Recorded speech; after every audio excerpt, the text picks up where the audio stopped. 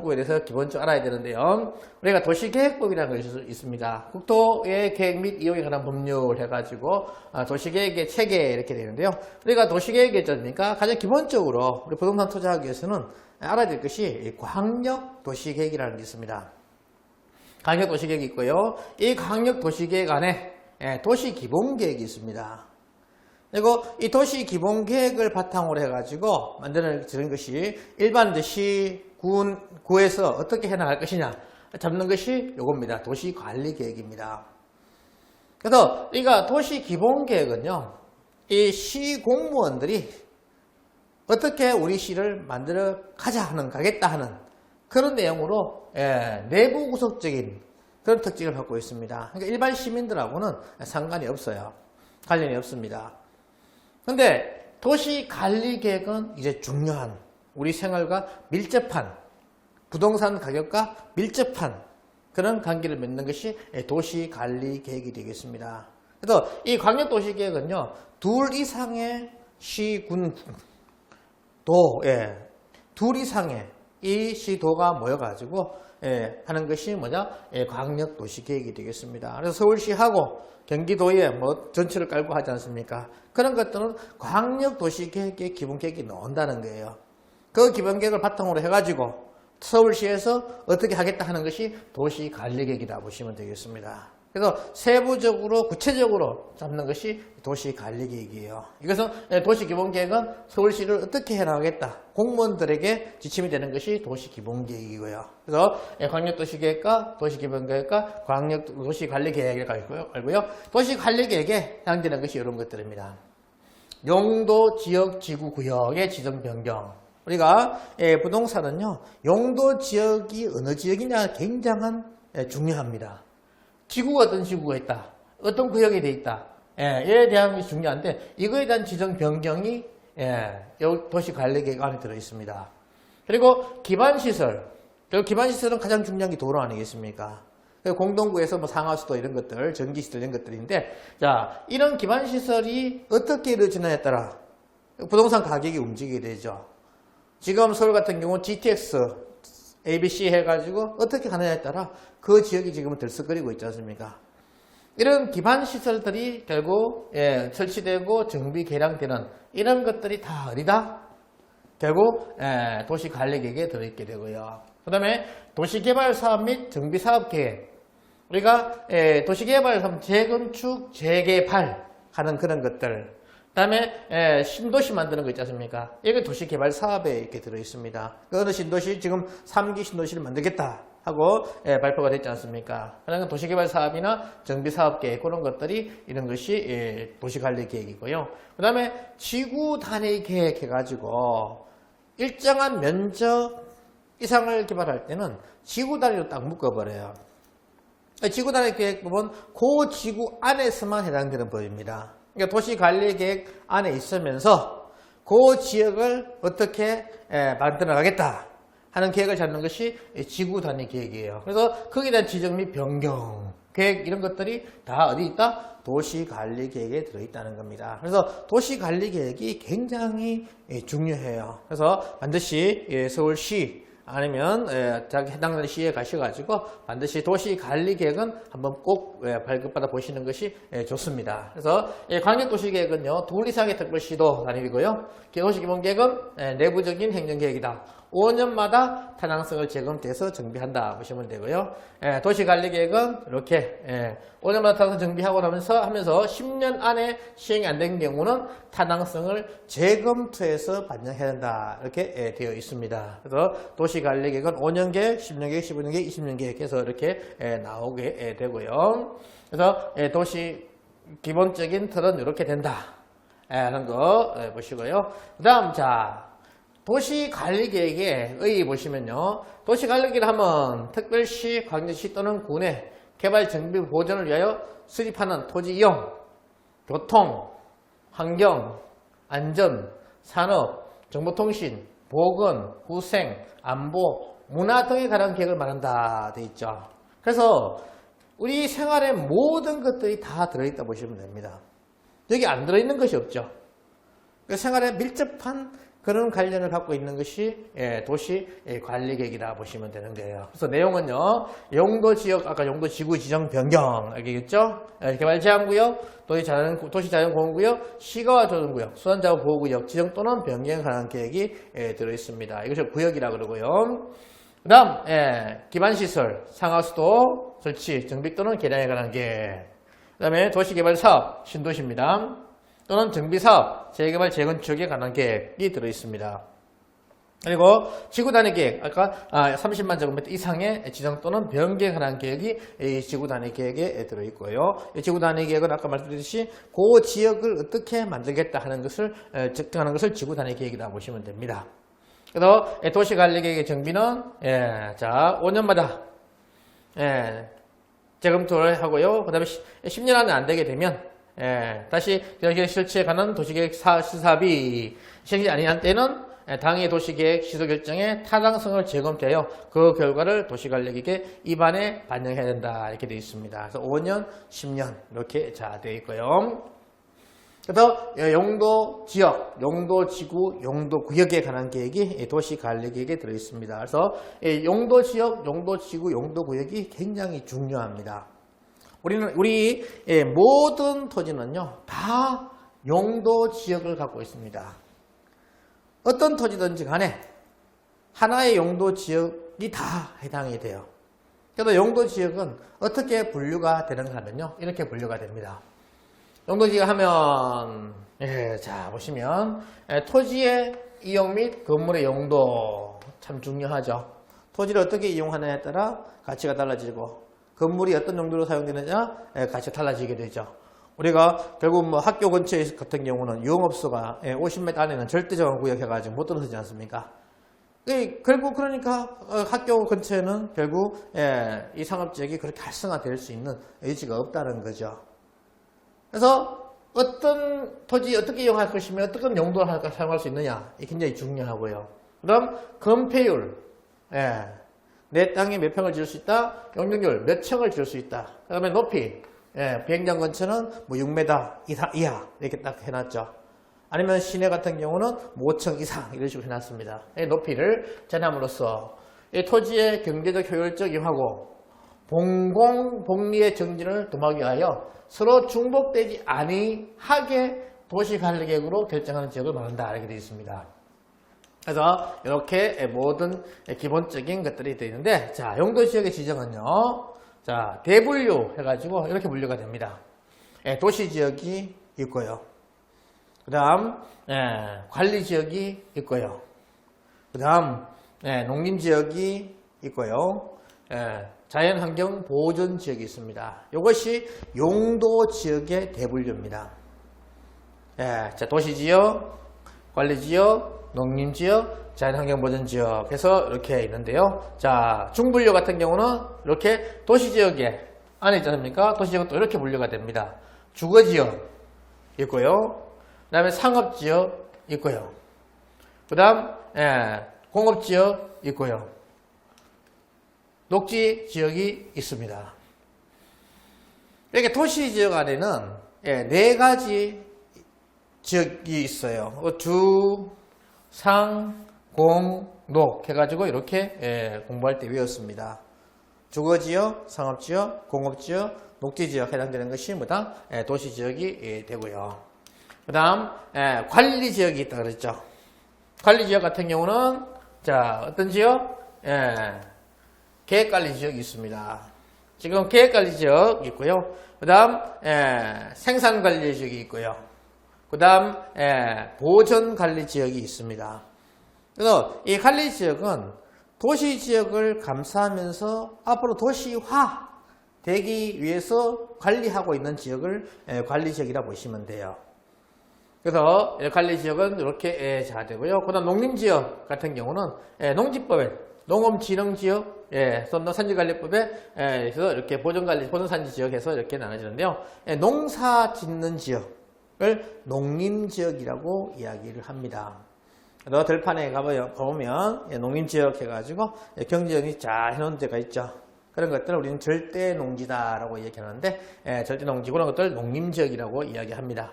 그 다음 자연환경보전지역에서 환경수변구역 해가지고 나와 있고요. 그 다음에 공원별 또 자연환경보전지역으로 해서 공원을 이렇게 딱 활용하고 이렇게 있습니다. 자연환경보전지역인데 자연환경, 수자연, 해완, 생태계, 상수 및 문화재 보전 및 수산작물 보호기 육성을 위하여 필요한 지역 되어 있죠. 그래서 자연환경보전지역 같은 경우는 개발하기 조금 어렵다 보시면 되겠죠.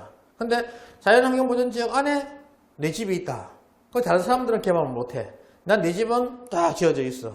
그러면 완전히 전원적으로 끝내주는 그런 상황이 되겠죠. 가치가 올라가겠죠. 그래서 이렇게 자연환경보전지역으로 이렇게 분류가 되어 있습니다. 자, 그래서 보시면요, 세분화 해가지고 보시면 자, 주거지역은 다시 전용주거지역, 일반주거지역, 준주거지역 해서 이렇게 나눠집니다. 자, 주거지역은 집을 짓는 지역을 주거지역이라고 하는데요. 주거지역에서 전용주거지역 같은 경우는 아예 주거밖에 못하는 그런 지역 있죠. 단독주택에 딱 지어져 있는 그런 지역을 일종주거지역이라고 합니다. 이종주거지역은 공동주택, 쉽게 말해서 빌라들 있죠. 빌라촌들이 많다. 그러면 전용 2종이라고 보시면 되고요. 그 다음에 일반 1종 같은 경우는 저층, 보통 통상적으로 7층을 이렇게 이야기합니다.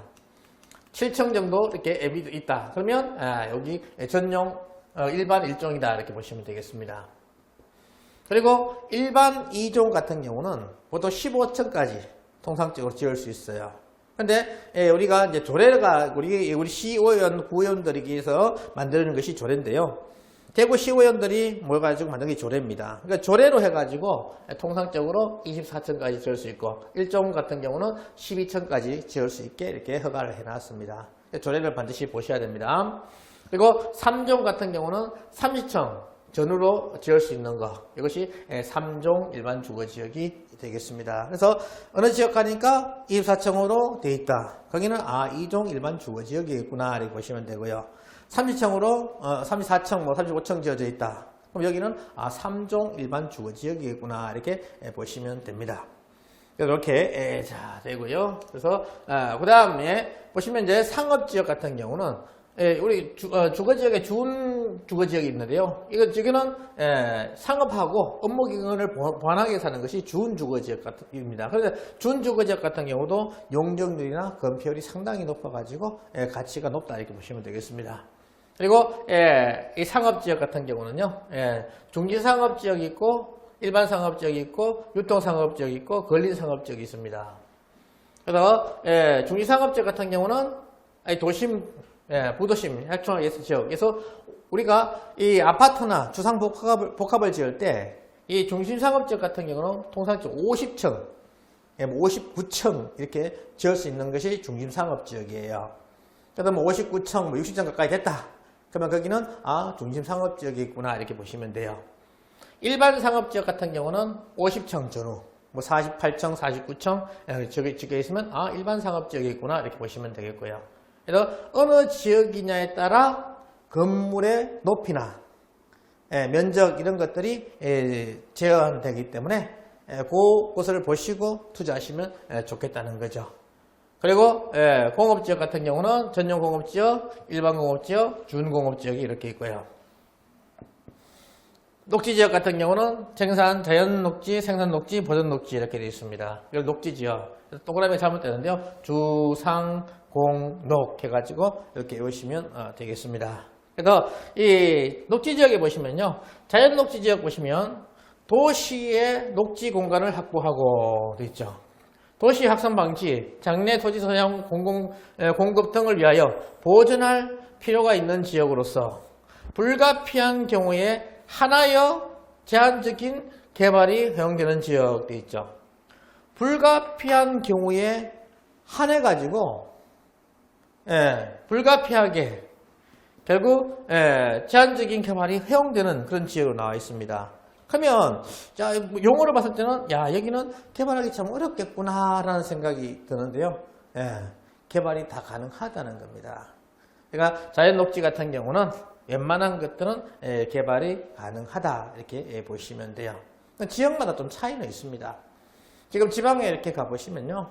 우리가 전국에서 제일 빨리 없어질 시 해가지고, 뭐 시군 해가지고, 뭐 의성군 이렇게 말이 나오지 않습니까? 왜? 고령 인구가 상당히 많고, 젊은 층들이 없기 때문에, 제일 빨리 없어질 군 해가지고, 뭐 의성군 이렇게 얘기합니다.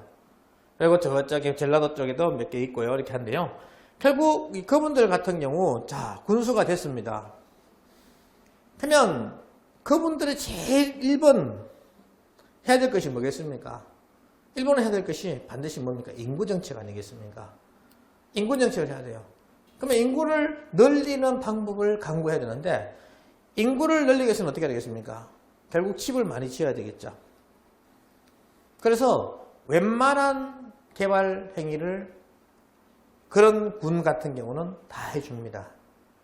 근데 이 서울시 같은 경우는 웬만해서 해주지 않겠죠. 그래서 이렇게 뭐 생산 녹지, 보존 녹지 딱 들어가면 서울은 거의 개발하기 어렵습니다. 광역시도 마찬가지예요. 인구가 많은 지역은 개발하기 어렵습니다. 그런데 인구가 없는 그런 지역으로 하게 되면 보존 녹지도 웬만하면 개발할 수 있도록 허가를 해주는 경우가 상당히 많습니다. 어떤 분이 제 고향이 이제 경상북도 상주인데요. 상주에 땅을 이렇게 가져오신 거예요. 그러니까 보니까 보존 녹지 되어 있는 거예요. 그래서 아이고 개발하기 상당히 어려웠을 겁니다. 그랬죠. 그러니까 이분이 다음 주에 와가지고 원장님 상주시에 가가지고 물어보니까 된다는데요. 예?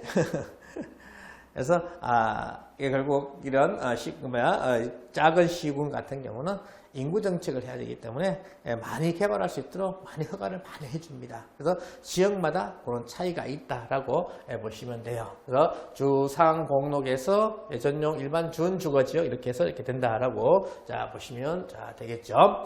그래서 기본적인 사항들이 이렇게 되고요.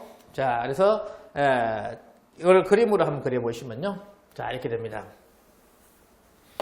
도시지역이 이렇게 빨갛게 동양적으로 이렇게 되어 있습니다. 이 도시지역입니다. 도시지역이고요. 그 다음, 이 도시지역을 감싸고 있는 지역을 우리는 관리지역이라고 이렇게 합니다. 관리지역. 그다음 앞으로 도시가 팽창되는 것을 미리 준비, 예비하기 위해서 하는 것이 뭐다? 관리지역이다. 이렇게 보시면 되겠고요. 그 다음, 관리지역을 감싸고 있는 이런 것들이 뭐야? 농림지역이 됩니다. 농림지역. 농림지역이 됩니다. 그리고 도시지역과 관리지역과 농림지역에 걸쳐서 자연환경을 보존하기 위해서 하는 공원들이겠죠. 국립공원들 이런 것들 다 자연환경 보존지역으로 이렇게 되어 있습니다. 이런 식으로 지적도에 보시면 색깔별로 이렇게 다 분류가 되어 있어요. 이런 것들을 보시고 여기는 어느 지역이다 이렇게 감을 잡을 수가 있습니다. 그래서 도시지역에다가 뭐가 있었습니까? 자, 주거지역이 있었죠. 도시지역에는 주거지역이 이렇게 있습니다. 그 다음에 뭐 있습니까? 상업지역이 있죠. 주상 이렇게 되어 있습니다. 그 다음에 공업지역 있었죠. 공 이렇게 색깔이 이렇습니다. 다음 녹지지역이 있습니다. 색깔이 이렇습니다. 그래서 이렇게 지적도상에 표시가 이렇게 되어 있어요. 그래서 도시지역은 주상, 공록 해서 이렇게 되고요. 자, 관리지역은 계획관리지역 있었죠. 그래서 우리가 개발하기 제일 좋은 지역이 계획관리지역입니다. 계획관리지역이 있고요. 그 다음에 생산을 목적으로 관리하는 지역, 생산관리지역이 있다 그랬죠. 다음에 보존 목적으로 하는 보존관리지역. 그래서 계생보 해가지고 관리지역이 되겠습니다. 계획관리지역, 생산관리지역, 보존관리지역, 계생보 해서 이렇게 되어 있고요. 그리고 농림지역 같은 경우는 이렇게 농업보호구역이 있고 농업진흥구역이 있습니다. 우리가 개발하기 쉬운 땅이 어떤 땅이냐 하면요. 농업진흥구역요 이렇게 하는데요. 농업진흥구역 땅을 사게 되면요. 가격이 10년 지나면 보통 한 20-30% 올라갑니다. 그래서 경지 정리가 쫙 되어 있기 때문에 농업진흥구역 같은 경우는 농사를 주 목적으로 해서 개발을 거의 할 수가 없습니다. 지금 뭐 쌀이나 많이 남아도니까 농업진흥구역을 풀겠다라고 이렇게 하다가 어느 정도 풀긴 풀었어요. 지금 거의 안 풀고 있죠. 그래서 쉽게 풀 수가 없는 것이 농업진흥구역이다. 그래서 농업진흥구역에는 내가 할 수 있는 것이 실제로 내가 농사를 지으면서 농가주택을 짓는 경우나 아니면 농업용 곡물을 보관하는 창고 아니면 농업 가공하는 공장이 있죠. 그런 것들만 할 수 있지 다른 것들은 농업진흥구역은 개발하기 어렵다 이렇게 보시면 되겠습니다. 근데 농업보호구역은요. 농업진흥구역을 감싸고 있는 구역으로서 경제정비가 안 된 지역입니다. 여기는 뭐든지 개발할 수 있는 여지가 상당히 많습니다. 그래서 농업보호구역은 가치가 좀 많이 올라가고 농업지원구역은 스무스하게 올라갑니다. 우리가 가치가 이렇게 되는 거죠. 농업진흥구역은 여기서 시작합니다. 스무스하게 올라갑니다. 농업보호구역은 여기서 시작하면서 이렇게 올라가요. 가면 갈수록 간격이 더 벌어지게 되죠. 그래서 투자하실 때 농업보호구역을 투자해야 되지 농업진흥구역은 투자하지 말라 이렇게 말씀을 드립니다. 자 이렇게 잘 되고요. 그래서 서울시 같은 경우에 보면 색깔로 지도 편집도 네이버나 다음 지도 들어가셔가지고 보시면 이렇게 색깔별로 되어 있습니다. 그래서 보시면 뭐 주거지역 있고요. 상업지역에 빨갛게 되어 있죠. 상업지역들 군데군데 되어 있습니다. 노란무리한 이런 것들은 다 주거지역이라고 보시면 되겠습니다. 되고요. 그 다음 공업지역 이런 색깔로 되어 있으면 자 공업지역이다 보시면 되고요. 한강이 이렇게 흘러가는 거죠. 공업지역 보고요. 그 다음에 녹지지역에서 이렇게 녹지지역 되어 있습니다. 주상공록에서 서울시의 이런 용도 지역들이 나와 있다 보시면 되고요. 그래서 투자하실 때 어디를 투자하시느냐 잘 보고 판단하시라는 겁니다. 이렇게 잘 되고요. 그 다음 여기 보시면 여기는 이제 통합적으로 보면 도시지역, 관리지역 이렇게 붉은무리하게 되어 있죠. 관리지역 되어 있고요. 농림지역 파란무리게 되어 있죠. 자연환경보전지역 이 색깔로 이렇게 되어 있습니다. 그러니까 지도를 보시면서 이 색깔로 되면 어떤 지역, 저 색깔은 어떤 지역 기본적으로 내가 지도를 보고 판단할 수 있는, 분별할 수 있는 이런 능력은 좀 키우는 것이 좋겠습니다. 그래서 이렇게 도시지역, 관리지역, 농림지역, 자연환경보전지역 해서 이렇게 분류가 색깔별로 이렇게 되어 있고요. 그 다음 세부적으로 이렇게 보시면 자 이렇게 되어 있습니다. 도시지역에 보시면 빨갛게 되어 있는 이것이 뭡니까? 중심상업지역이 되고요. 중심상업지역이 되고요. 여기 약간 덜 빨간 일반 상업지역이 됩니다. 일반 상업되고요. 또 색깔이 진하면 보통 일종 지역이 되고요. 그 다음에 약간 연한 거 2종. 좀 더 색깔 좀 다른 느낌이죠? 3종이 되어 있습니다. 그래서 모든 토지는 1종, 2종, 3종, 일반 주거지역, 상업지역, 공업지역 이런 식으로 다 되어 있다 보시면 돼요. 그래서 여기에 따라 가치가 달라진다. 왜? 우리가 아까 보시면 뭡니까? 일반 일종의 일반 주거지역에 보시면요. 자, 주거지역에 뭐가 있었습니까? 일반 해가지고 1종이 있었고 2종이 있었고 3종이 있었죠. 준주가 있었죠. 그러면 1종 같은 경우는 7층에서 12층까지 밖에 못 짓는다는 거죠. 2층 같은 경우는 몇 층? 통상적으로 15층부터 24층까지 지을 수 있다는 거죠. 3종은 34층까지 이렇게 지을 수 있습니다. 그 다음에 상업지역에 가게 되면요. 일반 중심상업지역 같은 게 얼마요? 59층까지 60층까지 지을 수 있다 했지 않습니까? 그 다음에 일반 상업지역 같은 경우는 몇 층요? 40층, 49층 전후 이렇게 된다는 거죠. 이런 식으로 이 어느 지역에 속하느냐에 따라 내가 몇 층까지 지을 수 있다. 이것이 좌우가 되는 겁니다.